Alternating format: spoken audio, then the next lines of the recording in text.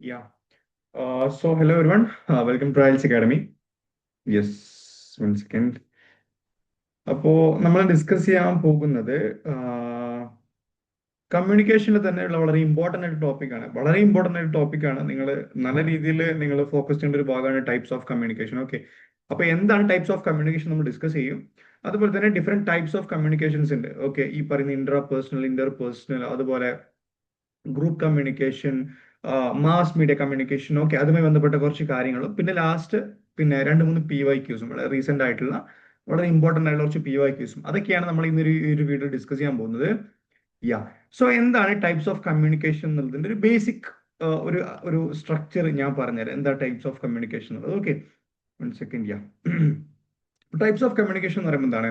Types of communication refers to different ways people share information, ideas and feelings with others. അല്ലെ, അതായത് ആളുകൾ അവരുടെ ഐഡിയാസും അവരുടെ ഇൻഫോർമേഷൻസും അവരുടെ ഫീലിങ്സും മറ്റുള്ളവരുമായിട്ട് ഷെയർ ചെയ്യാനും വേണ്ടി നമ്മൾ ഉപയോഗിക്കുന്ന ഡിഫറെന്റ് മെത്തേഡുകൾ, ഡിഫറെന്റ് വേസ്, വിവിധ വഴികൾ, വിവിധ രീതികൾ, അത് നമ്മളെന്ത് പറയാ?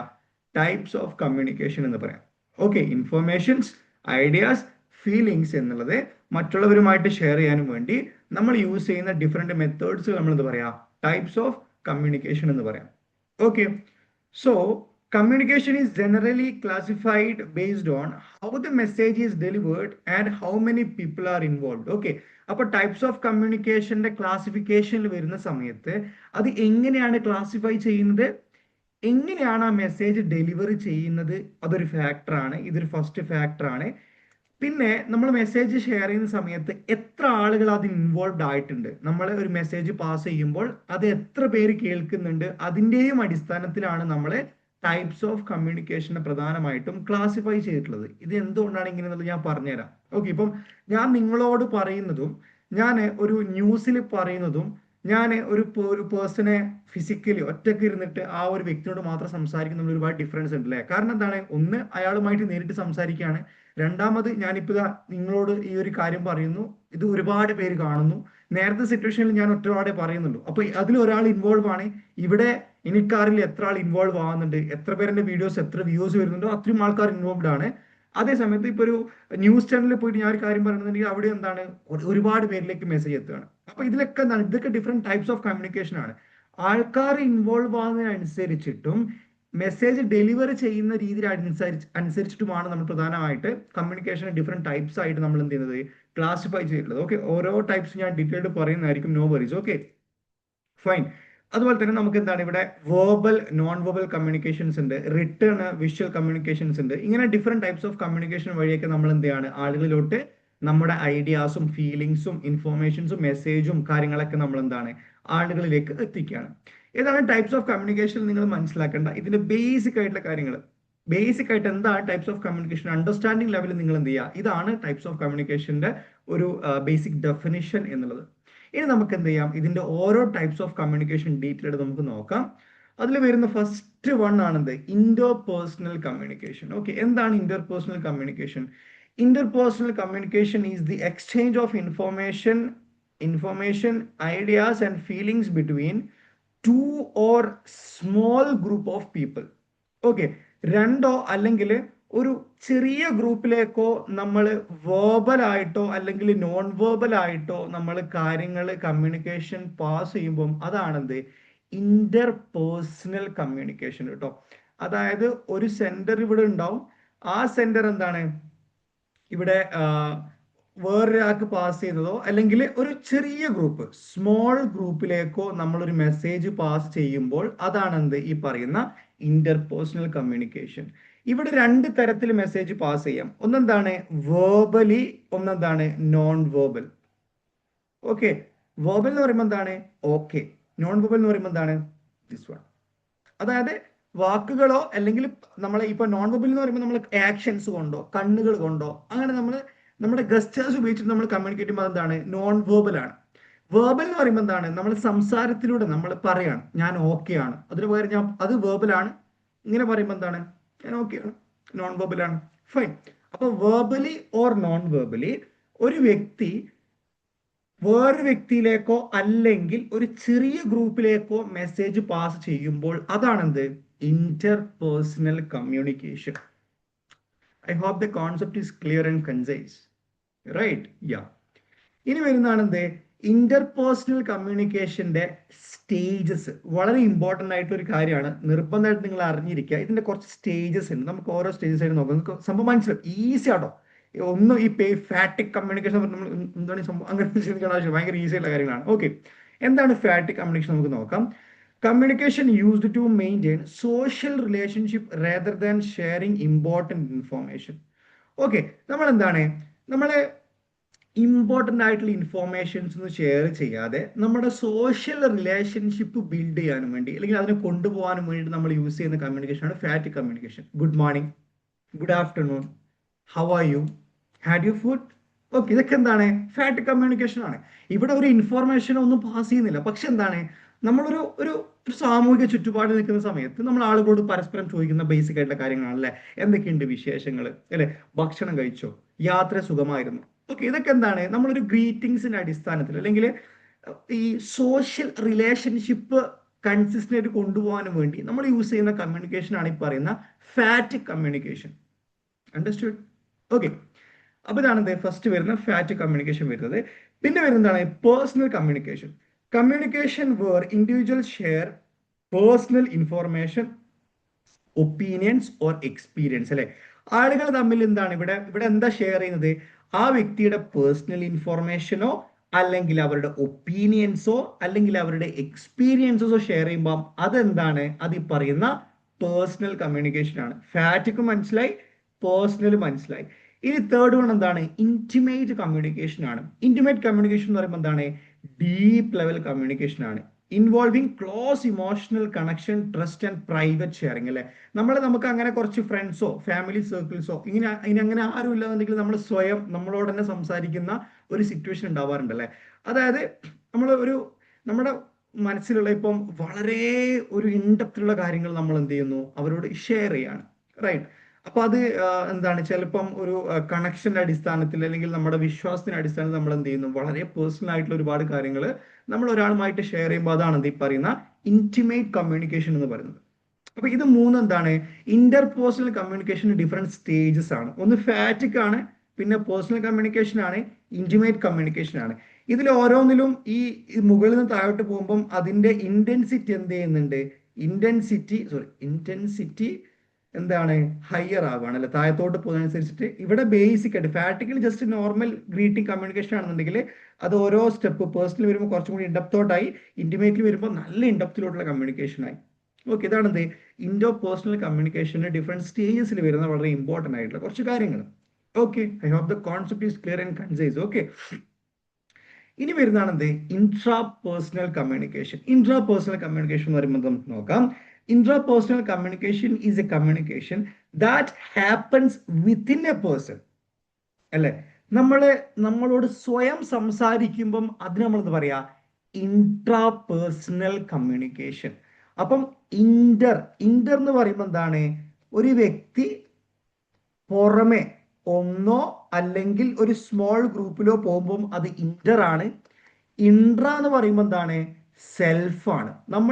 നമ്മളോട് തന്നെ സംസാരിക്കുക, ഇൻട്രാ. മറ്റേത് ഇന്റർ, ഇത് ഇൻട്രാ.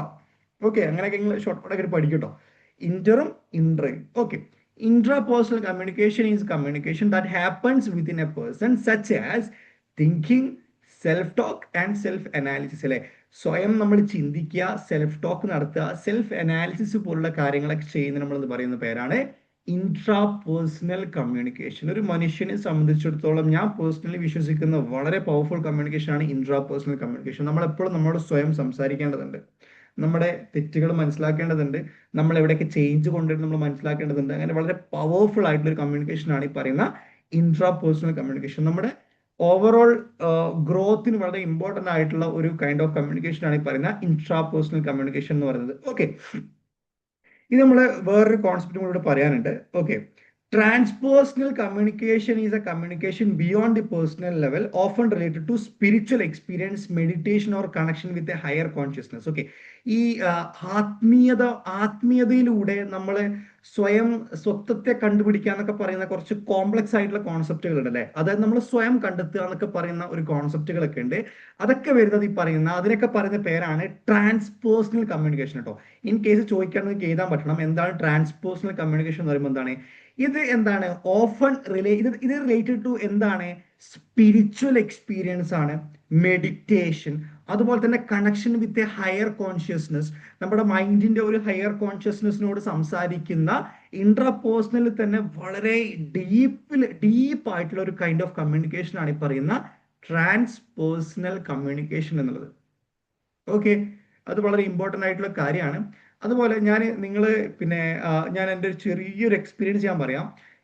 ഞാൻ ഡിഗ്രി പഠിക്കുന്ന സമയത്ത് PG ആ ഒരു സമയത്തൊക്കെ എനിക്ക് ഭയങ്കര ഇഷ്ടമുള്ള ഒരു കൈൻഡ് ഓഫ് ഈ ട്രാൻസ്പേഴ്സണൽ കമ്മ്യൂണിക്കേഷൻ ബന്ധപ്പെട്ട ഒരു കാര്യമാണ് ഈ സ്റ്റോയിക് ഫിലോസഫീസ്. അറിയുന്നവർക്ക് അറിയുണ്ടാവും.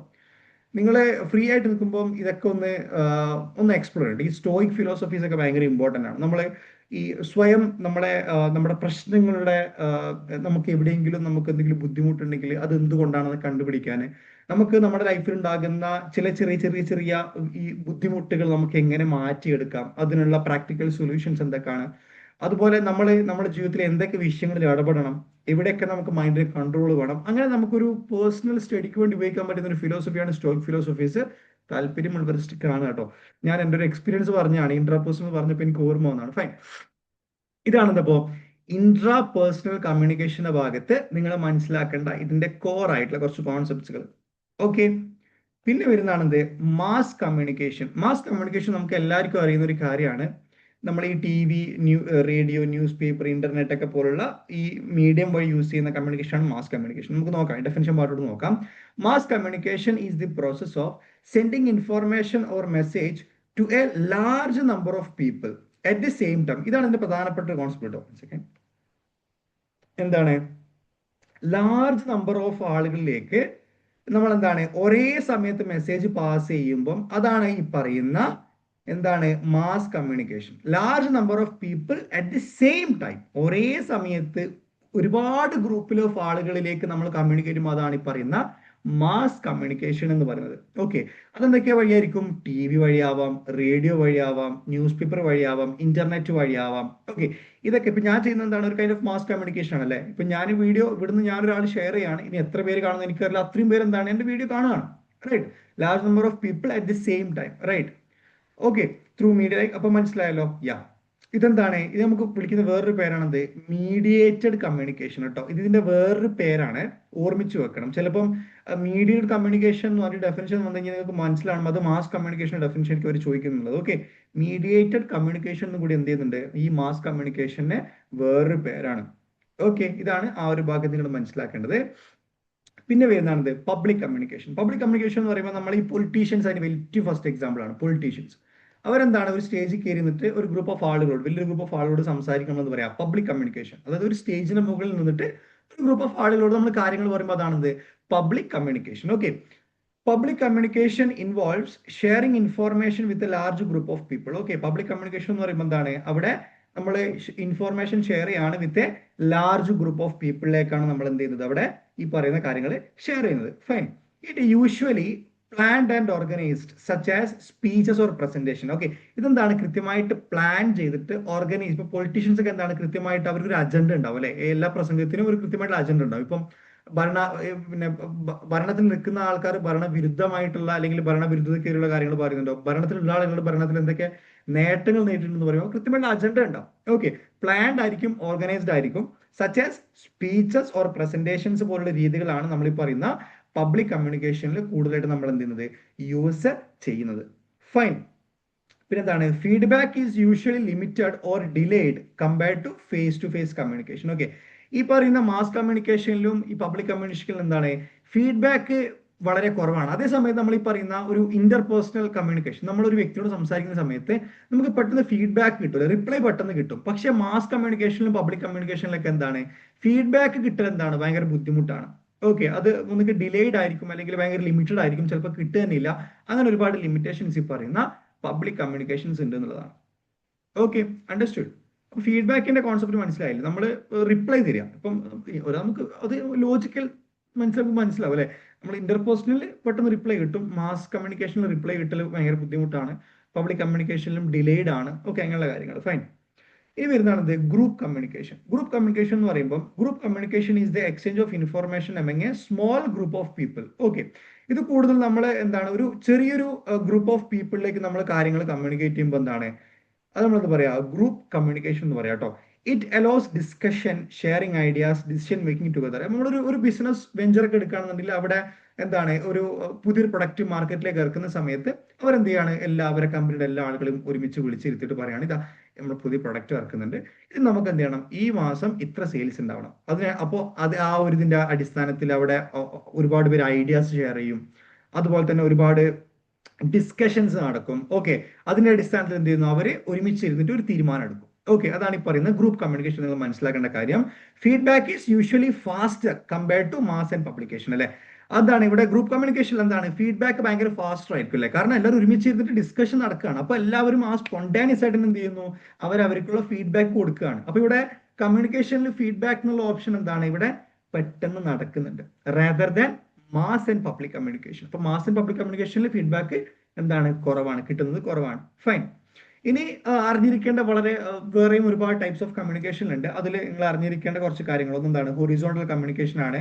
ഹൊറിസോണ്ടൽ എന്ന് പറയുമ്പോൾ ആ ഫോട്ടോയിൽ തന്നെ ഉണ്ട് അല്ലെ. അതായത് ഒരു സിംഗിൾ സ്ട്രക്ചർ, ഇപ്പം ഒരു ബിസിനസ് ഞാൻ വരികയാണ്. ഫോർ എക്സാമ്പിൾ ഇവിടെ കമ്പനിയുടെ ഹെഡ് ഉണ്ടാവും. ഓക്കെ, അതിന്റെ താഴെ എന്താണ് ഒരുപാട് എംപ്ലോയീസ് ഉണ്ടാവും. Employee 1, employee 2, employee 3, okay, employee 4. അപ്പം ഈ ഹെഡൊന്നും അറിയാതെ ഇവർ തമ്മിൽ അങ്ങോട്ടും ഇങ്ങോട്ടും സംസാരിക്കുമ്പോൾ അതാണ് ഈ പറയുന്ന എന്ത് ഹൊറിസോണ്ടൽ കമ്മ്യൂണിക്കേഷൻ. ആ കമ്മ്യൂണിക്കേഷൻ ലൈൻ ഇങ്ങനെയാണ് വരിക. അതേ സമയത്ത് ഈ പറയുന്ന ഹെഡ് ഇവരോട് എല്ലായിടത്തും സംസാരിക്കുമ്പോൾ അതാണ് എന്ത് വേർട്ടിക്കൽ കമ്മ്യൂണിക്കേഷൻ, കുത്തനെയാണ് വരിക കമ്മ്യൂണിക്കേഷന്റെ ചാനൽ, മുകളിൽ നിന്ന് താഴോട്ട്. ഹൊറിസോണ്ടൽ എന്ന് പറയുമ്പോൾ നേരെ, അതാണ് ഹൊറിസോണ്ടൽ കമ്മ്യൂണിക്കേഷൻ. മുകളിൽ താഴോട്ട് വരുമ്പോൾ എന്താണ്, അത് വേർട്ടിക്കൽ കമ്മ്യൂണിക്കേഷൻ ആണ്. ഡയഗണൽ കമ്മ്യൂണിക്കേഷൻ എന്ന് പറയുമ്പോൾ മനസ്സിലായില്ലേ, അതായത് ഏതോ ഒരു ഡിപ്പാർട്ട്മെന്റിന്റെ എംപ്ലോയി വേറൊരു ഡിപ്പാർട്ട്മെന്റിന്റെ മാനേജറോട് സംസാരിക്കുകയാണ്.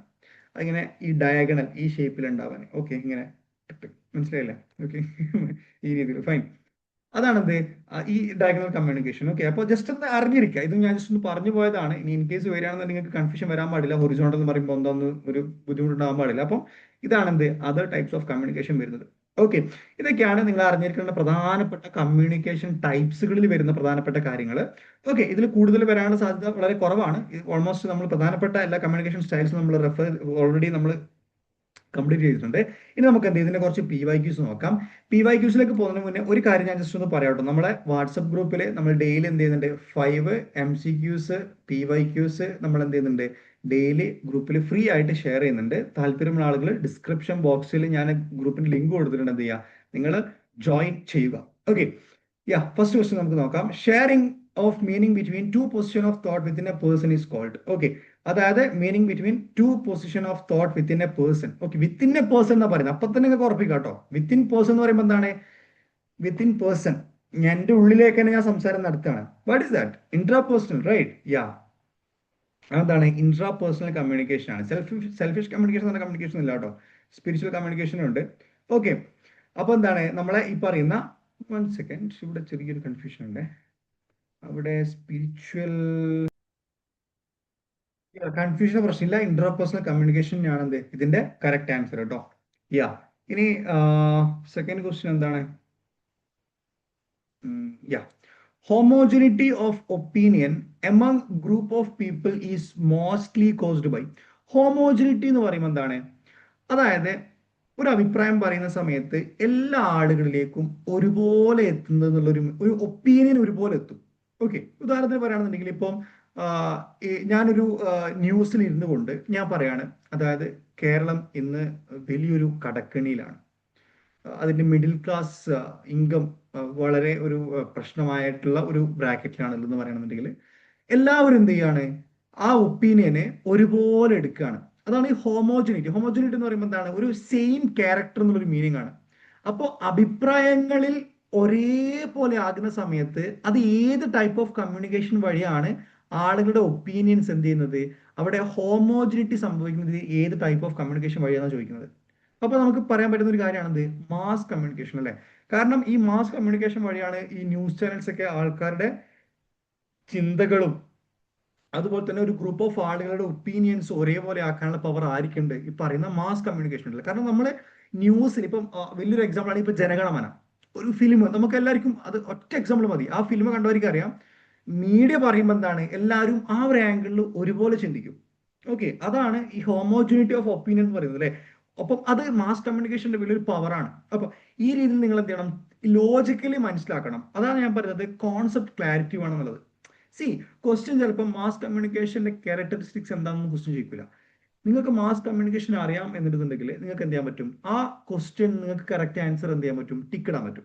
അതാണ് ഇതിന്റെ ഒരു കളി അങ്ങനെയാണ്, മനസ്സിലായല്ലേ. കോൺസെപ്റ്റ് ക്ലാരിറ്റി ആണ് വളരെ ഇമ്പോർട്ടന്റ്. അപ്പോൾ നിങ്ങൾക്ക് അതിന്റെ ഫീച്ചർ ഞാൻ പഠിപ്പിച്ചു തന്നിട്ടുണ്ടാവും, ക്യാരക്ടറിസ്റ്റിക്സ് പഠിച്ചു തന്നിട്ടുണ്ടാവും, ചിലപ്പോൾ അതിന്റെ ക്വസ്റ്റ്യൻസിൽ വരണമെന്നില്ല.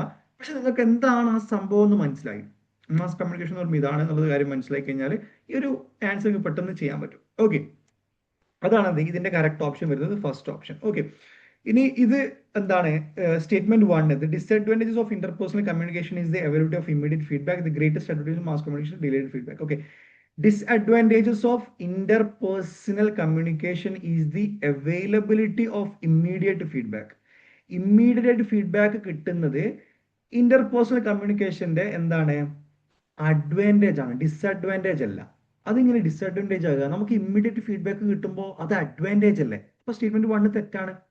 ഇന്റർപേഴ്സണൽ കമ്മ്യൂണിക്കേഷനിൽ ഇമ്മീഡിയറ്റ് ഫീഡ്ബാക്ക് കിട്ടുന്നത് ശരിയാണ്, പക്ഷെ അത് അതിന്റെ അഡ്വാൻറ്റേജസ് ആണ്. അപ്പൊ സ്റ്റേറ്റ്മെന്റ് 1 എന്താണ്, it is not correct. The greatest advantages of mass communication is its delayed feedback. Mass communication എന്താണ്, ഡിലേഡ് ഫീഡ്ബാക്ക് തന്നെയാണ്, പക്ഷെ അത് എന്തല്ല, അതിന്റെ അഡ്വാൻറ്റേജ് അല്ല, അതിന്റെ ഡിസ്അഡ്വാൻറ്റേജസ് ആണ്. അപ്പം സ്റ്റേറ്റ്മെന്റ് 2 തെറ്റാണ്. അപ്പം statement 1 and statement 2 are false. Okay, ഇതാണ് കറക്റ്റ് ആൻസർ.